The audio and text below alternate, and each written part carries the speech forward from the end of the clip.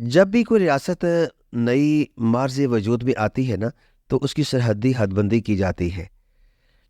یہود کی بدنیتی دیکھیں کہ جب اسرائیل کی ریاست کا قیام عمل میں آیا تو اس کی سرحدی حد بندی کا اعلان نہ کیا گیا۔ اس سرحدی حد بندی کو کھلا چھوڑ دیا گیا کہ یہ اعلان بعد میں کر دیا جائے گا، اور اس کی حمایت، اس غیر قانونی عمل کی سب سے پہلے حمایت امریکہ نے کی تھی۔ امریکہ نے اس کی حمایت کی تھی کہ کوئی بات نہیں، حد بندی کا اعلان بعد میں کر دیا جائے گا۔ تو صابن ذی وقار، یہ جو اسرائیل کی حد بندی نہ کی گئی، ابھی تک بھی نہیں ہوئی، یہ آگے بڑھتا جا رہا ہے، آگے بڑھتا جا رہا ہے۔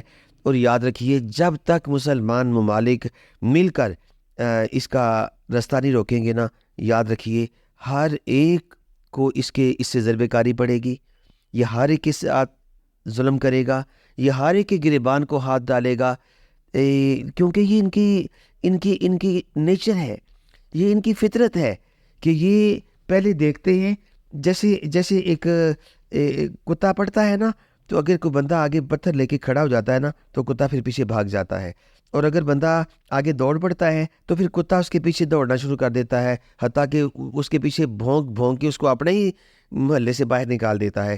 بالکل یہی حال ان لوگوں کا ہے کہ یہ ایک بار دیکھتے ہیں کہ کوئی ہمارے مقابلے پہ کھڑا ہوا ہے یا نہیں ہوا۔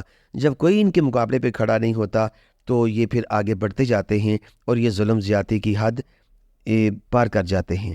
اور آج کل فلسطین کے نہتے مسلمانوں پہ کیا ہو رہا ہے، پوری دنیا مسلسل تماشا دیکھ رہی ہے، لیکن میرا ایمان ہے کہ ظلم و استبداد کی یہ تاریک رات ایک دن ضرور صبح کے اجالے میں تبدیل ہوگی، اور انشاءاللہ یہ لوگ یہاں سے باہر نکلیں گے۔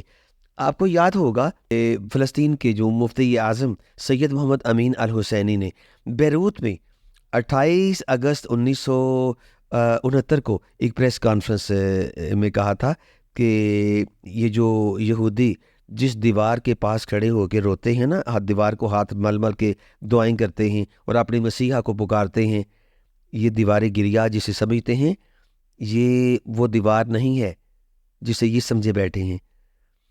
سید محمد امین الحسینی صاحب نے بتایا کہ یہ تو مسجد اقصیٰ کی مغربی دیوار ہے جو کہ لیگ آف نیشنز نے قائم کی تھی، جو مسلمانوں کی ملکیت ہے۔ اس سے پتہ چلتا ہے کہ غاصبین یہودیوں کے پاس اپنا کچھ بھی نہیں ہے، سب کچھ یہ دوسروں کا چھینا ہوا ہے ان کے پاس، اور یہ اسی پہ راج کیے بیٹھے ہیں۔ ایک اور حیرت انگیز بات جو میں نے تاریخ کا کچھ مطالعہ کیا کہ دنیا میں یہودی قوم جہاں جہاں بھی رہائش پذیر ہوئی ہے، وہاں سے انہیں ان کی بدنیتی کی وجہ سے، ان کی سازشوں کی وجہ سے، ان کے عیاریوں، مکاریوں اور احسان فراموشیوں کی وجہ سے وہاں سے ملک بدر کیا گیا۔ میں آپ کو بتاؤں کہ 1290 میں انہیں برطانیہ سے نکالا گیا تھا تو یہ فرانس چلے گئے تھے۔ 1290 میں انہیں برطانیہ سے نکالا گیا تو یہ فرانس چلے گئے۔ 1306 میں انہیں فرانس سے نکالا گیا تو یہ یہودی بیلجیم چلے گئے تھے۔ 1370 میں انہیں بیلجیم سے نکالا گیا تو پھر یہ اجتماعی طور پہ کہیں انہیں مستقل ٹھکانہ نہ ملا تو پھر یہ 1380 میں یہ چیکو سلواکیہ میں چلے گئے تھے، اور پھر 1494 میں یہ ہالینڈ چلے گئے، انہیں وہاں سے نکالا گیا۔ پھر 1510 میں یہ انہیں روس سے نکالا گیا۔ 1540 میں ان یہودیوں کو اٹلی سے نکالا گیا۔ 1551 میں انہیں جرمنی سے نکالا گیا، اور اس کے بعد ان کے عام لوگ پھر دوبارہ برطانیہ، فرانس اور جرمنی میں جا کے آباد ہو گئے، اور چھپ چھپ کے آباد ہوئے، اور جبکہ ان کی جو مالدار لوگ تھے وہ امریکہ میں جمع ہونے لگے۔ صابن ذی وقار، آپ نے دیکھا کہ جو یہ یہودی قوم ہے نا، ان کی بدنیتی کی وجہ سے کوئی بھی عیسائی ملک نے انہیں اپنے اندر نہیں رکھا تھا، لہٰذا انہوں نے کیا کیا، انہوں نے فلسطین کے ایک کمزور مسلمانوں کے علاقے کے ساتھ ایک اپنی بستی قائم کر لی جسے اسرائیل کا نام دیا گیا۔ یہ سرزمین ایک ایسی جگہ ہے کہ جس سے اب ان کا نکالنا تو شاید ممکن نہ ہو، لیکن یہ پکی بات ہے کہ یہی زمین ان کا قبرستان ضرور بنے گی۔ بیت المقدس اور اس کے اطراف کا مسئلہ اس وقت تک مکمل طور پہ حل نہیں ہو سکتا جب تک مسلمان اپنے ایمانی جذبہ کے ساتھ اللہ کی ذات پر مکمل بھروسہ نہیں کریں گے۔ یاد رکھیے، جو اللہ پہ بھروسہ کر لیتا ہے نا، وہ پھر دنیا کی کسی طاغوت اور جبروت سے نہیں ڈرتا ہوتا۔ مسلمان اللہ پہ یقین کریں کہ اللہ سے بڑھ کے قوت کوئی نہیں ہے۔ Almighty Allah is the super power of this universe. مسلمان اپنی ایمانی جذبے کے ساتھ اللہ پہ جب تک بھروسہ نہیں کریں گے، یہ طاغوت کا، کفر کا مقابلہ نہیں کر سکتے۔ اسلام دشمن طاقتوں کے چنگل سے مکمل آزاد نہیں ہوں گے۔ آپس میں جب تک یہ اتفاق، اتحاد اور یکجہتی کا مظاہرہ نہیں کریں گے، یہ کبھی مسئلہ حل نہیں ہو سکتا۔